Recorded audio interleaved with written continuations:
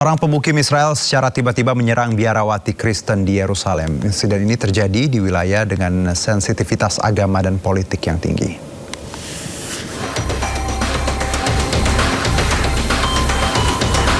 Sebuah video memperlihatkan penyerangan oleh pemukim Israel terhadap seorang biarawati Kristen. Terlihat aksi agresif pelaku yang tiba-tiba mendorong korban hingga tersungkur. Bahkan pelaku tega menendang korban yang sudah terjatuh. Warga sekitar tanpa langsung mendatangi korban. Insiden ini memicu kekhawatiran atas perlindungan terhadap tokoh keagamaan di kawasan tersebut.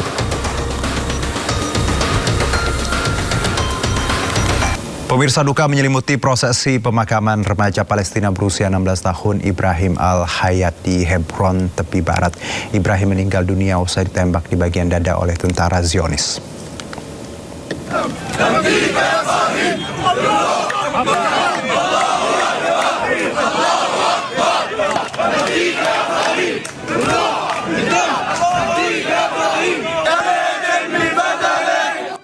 Suasana duka menyelimuti prosesi pemakaman seorang remaja Palestina di Hebron, tepi barat.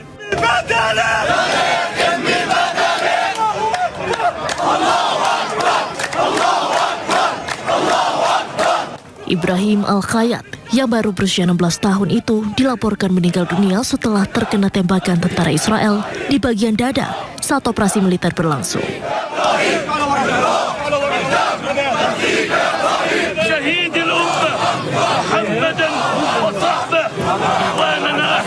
Pihak militer Israel menyebut pasukan melepaskan tembakan setelah sejumlah warga Palestina melemparkan batu ke arah mereka. Jenazah Ibrahim kemudian dibawa oleh pelayat menuju tempat peristirahatan terakhir, diiringi suasana duka mendalam dari keluarga, kerabat, teman sekolah, dan warga sekitar. Bagi keluarga dan kerabatnya, Ibrahim dikenang sebagai remaja yang penuh semangat dan ceria. Ia juga dikenal sebagai remaja yang mencintai olahraga. Kepergian Ibrahim menambah daftar korban jiwa di wilayah tepi barat akibat serangan brutal Israel. Serangan Amerika Serikat dan Israel menghantam fasilitas farmasi di berbagai wilayah Teheran, Iran. Situasi di Iran dan Lebanon dinilai PBB sangat rapuh karena serangan Zionis Israel menyasar fasilitas publik termasuk para medis.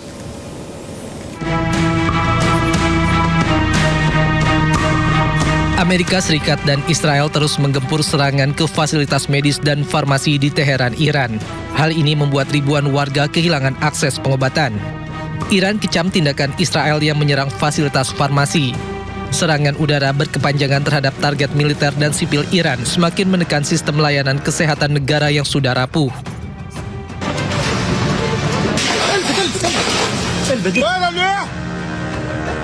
Sebelumnya, serangan keji Israel terhadap ambulans dan petugas medis ini terjadi di pertengahan April di Lebanon Selatan. 4 para medis yang tengah melakukan penyelamatan tewas di mana ledakan menghantam dekat ambulans. Serangan udara Israel Rabu siang juga menghantam bagian belakang rumah sakit pemerintah Tebnain di Lebanon Selatan.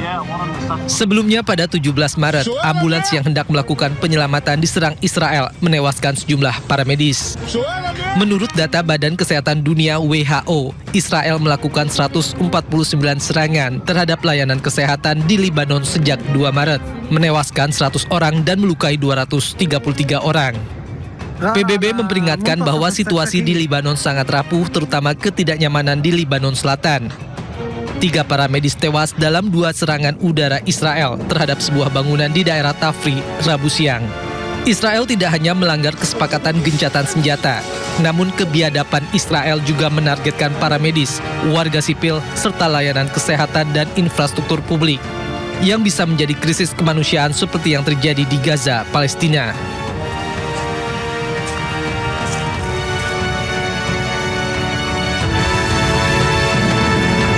Angkatan Laut Iran gelar upacara pengibaran bendera di Pulau Hormuz. Upacara dilaksanakan dalam rangka persiapan Gulf Day.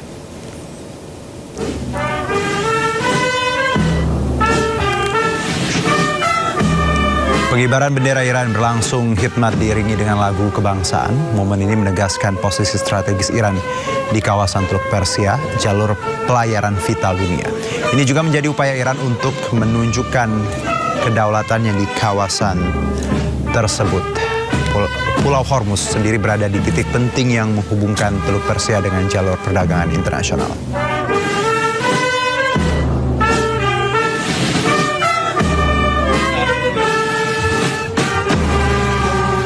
Blokade Selat Hormuz yang diberlakukan oleh Amerika Serikat dan Iran berdampak ke masyarakat global. Hal ini membuat PBB mendesak kedua belah pihak untuk membuka lagi Selat Hormuz demi keberlangsungan ekonomi global.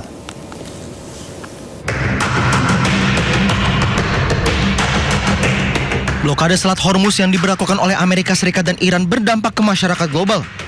Penutupan ini membuat sejumlah aspek terhambat. Rantai pasokan global terganggu hingga memicu guncangan ekonomi seketika. Perserikatan Bangsa-Bangsa pun berharap baik Amerika Serikat dan Iran membuka Selat Hormuz. I'm deeply concerned about the curtailment of navigational rights and freedoms in the area of the Strait of Hormuz, impeding the delivery of oil, gas, fertilizer and other critical commodities, disrupting energy, transport, manufacturing and food markets, and strangling the global economy. As with every conflict, the whole of humanity is paying the price, even if a few are reaping huge profits. The pain will be felt for a long time. Sementara itu, Pakistan sebagai negara yang menjadi mediator Amerika Serikat dan Iran menegaskan kelanjutan upayanya untuk meredakan ketegangan di Timur Tengah dan berkomitmen terhadap stabilitas regional dan perdamaian internasional. Ladies and gentlemen, Pakistan's constructive diplomatic engagement supporting de-escalation, ceasefire efforts and the broader pursuit of stability between the United States and Iran continued. Our sustained interaction with both Washington and Tehran was maintained in the last 2 weeks. Pakistan remained committed to regional stability and international peace, reflecting our preference for principled, dialogue-oriented diplomacy and addressing complex geopolitical challenges and managing festering dispute. Tanda-tanda Amerika Serikat dan Iran berdamai saat ini belum terlihat, namun proses komunikasi disebut masih terus berlanjut secara intensif. Menteri Perang Amerika Serikat Pete Hegseth diteriaki oleh para aktivis saat dirinya berjalan menuju ruang sidang. Hegseth disebut sebagai penjahat perang karena bertanggung jawab terhadap rangkaian serangan di Iran, terutama di sekolah putri di Minab. Have you no shame? You are a war criminal and you will be tried. You should be disgusted with yourself. Menteri Perang Amerika Serikat Pete Hegseth menghadiri sidang Komite Angkatan Bersenjata DPR AS. Hegseth diteriaki sebagai kriminal perang oleh para aktivis saat dirinya berjalan menuju ruang sidang. Para aktivis mempertanyakan keputusan Menteri Perang meluncurkan serangan ke sekolah putri di Minab, Iran hingga keputusannya untuk melanjutkan perang. Mereka juga menyebut bahwa Hegseth pantas untuk ditangkap. How many American service members have to die for Israel? How many Iranian schoolgirls have to die for Israel? Diketahui Komite Angkatan Bersenjata DPR AS menggelar sidang dengar pendapat dengan Menteri Perang Pete Hegseth terkait dengan perang Iran di Gedung Capitol, Washington DC, Amerika Serikat pada hari Rabu.